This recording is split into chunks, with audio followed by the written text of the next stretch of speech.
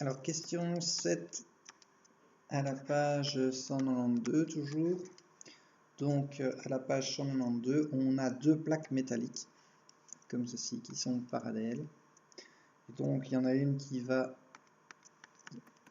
être chargée négativement, et il y en a une autre qui est chargée positivement. Et donc, ici, j'ai une distance D qui est égale, on vous le donne dans l'énoncé, à 1 cm, donc 0,01 m. Et donc, comme ici on a des charges positives, eh bien on va avoir un champ qui va sortir comme ça et qui va être donc uniforme, puisque les plaques sont parallèles, et dans cette direction. On a le vecteur champ qui est comme ceci. Et lorsque je vais placer une charge électrique à cet endroit-là, eh bien la charge électrique, eh bien, elle va être attirée par là, il y a une force qui va s'exercer sur elle, donc ça c'est mon électron, il y a une force F électrique qui va être comme ça, donc il va y avoir un déplacement qui va être comme ceci, donc un déplacement des moins vers le plus de la charge des électrons. Donc voilà, ça on a planté le décor, et qu'est-ce qu'on vous dit? Eh bien, on vous dit qu'il y a une différence de potentiel de 500 volts, donc entre ce point-là et ce point-là, eh bien, il y a 500 volts. Okay. Et donc, par définition, donc voilà, il y a un champ qui est créé, et je vous renvoie à ce propos à la page 191, dans laquelle vous trouvez l'expression, je ne vais pas faire la démonstration, mais l'expression du champ électrique entre deux plaques qui est égal à E. U c'est la différence de potentiel et D la distance. Donc quand on connaît la différence de potentiel comme ça entre deux plaques avec une distance connue, eh bien on peut calculer le champ électrique qui est donné par cette expression qui est là. Voilà.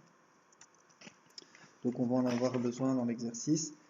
Et ici on vous demande donc en petit a de calculer la force électrique exercée sur un électron placé dans les plaques.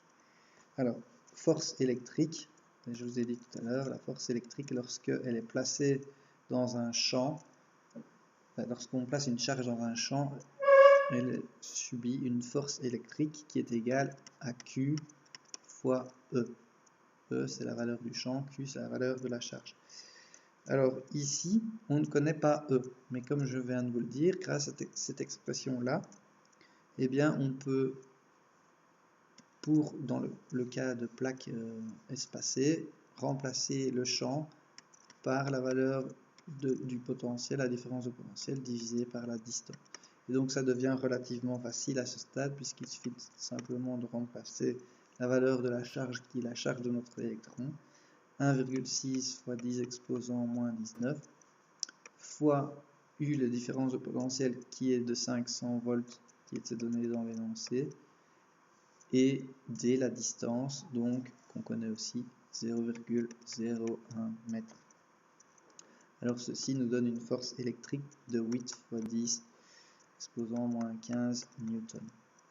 Voilà, alors deuxième partie de question, où là on vous dit, tiens, calculer l'énergie acquise par l'électron lors d'un déplacement rectiligne de la plaque négative à la plaque positive.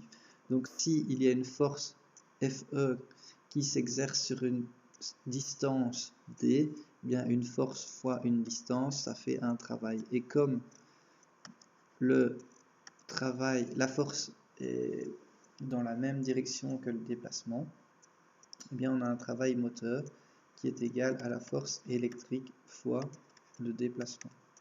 Donc cette force électrique, on vient de le calculer, 8 fois 10 exposant moins 15 newtons, fois le déplacement, 0,01. Et donc